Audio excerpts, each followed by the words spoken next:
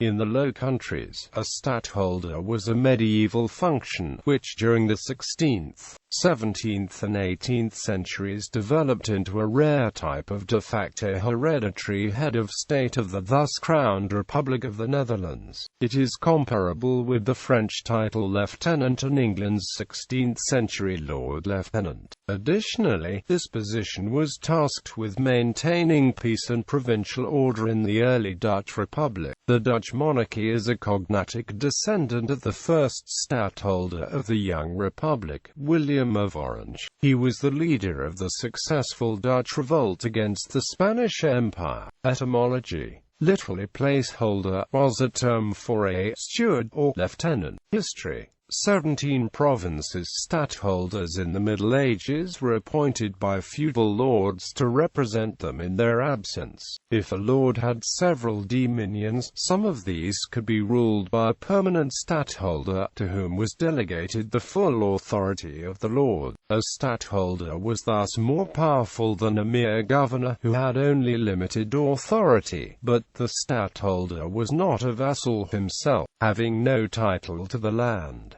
The local rulers of the independent provinces of the Low Countries made extensive use of stadtholders, e.g., the Duke of Guelders appointed a stadtholder to represent him in Groningen. In the 15th century the Dukes of Burgundy acquired most of the Low Countries, and these Burgundian Netherlands mostly each had their own stadtholder. In the 16th century, the Habsburg Holy Roman Emperor Charles V, also King of Spain, who had inherited the Burgundian Netherlands, completed this process by becoming the sole feudal overlord, Lord of the Netherlands. Only the Prince-Bishopric of Liege and two smaller territories remained outside his domains. Stadtholders continued to be appointed to represent Charles and King Philip II, his son and successor in Spain and the Low Countries. Due to the centralist and absolutist policies of Philip, the actual power of the stadtholders strongly diminished.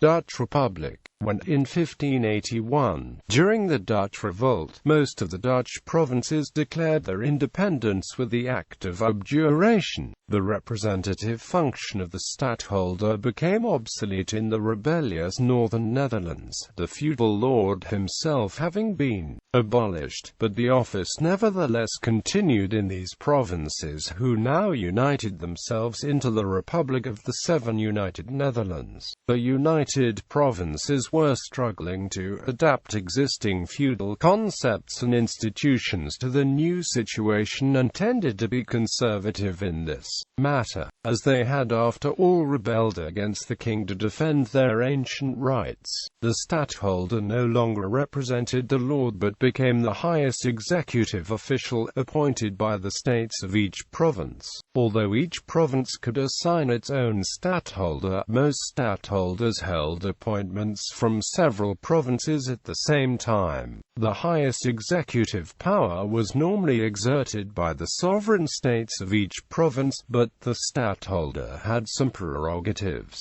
like appointing lower officials and sometimes having the ancient right to affirm the appointment of the members of regent councils or choose burgomasters from a short list of candidates. As these councils themselves appointed most members of the states, the stadtholder could very indirectly influence the general policy. In Zeeland, the Princes of Orange, who after the Dutch Revolt most often held the office of stadtholder, that held the dignity of first noble, and were as such a member of the states of that province, because they held the title of Marquis of Veer and Flushing as one of the patrimonial titles. On the Republic's central, confederal level, the stadtholder of the provinces of Holland and Zeeland was normally also appointed Captain General of the Confederate Army and Admiral General of the Confederate Fleet, though no stadtholder ever actually commanded a fleet in battle. In the army, he could appoint officers by himself. In the navy, only affirm appointments of the 5 Admiralty Councils. Legal powers of the stadtholder were thus rather limited, and by law he was a mere official. His real powers, however, were sometimes greater, especially given the martial law atmosphere of the permanent 80 Years' War. Maurice of Orange after 1618 ruled as a military dictator, and William II of Orange attempted the same. The leader of the Dutch revolt was William the Silent. He had been appointed Stadtholder in 1572 by the first province to rebel, Holland. His personal influence and reputation were subsequently associated with the office and transferred to members of his house. Maurice in 1618 and William III of Orange from 1672 replaced entire city councils with the partisans to increase the power. The so-called changings of the legislative.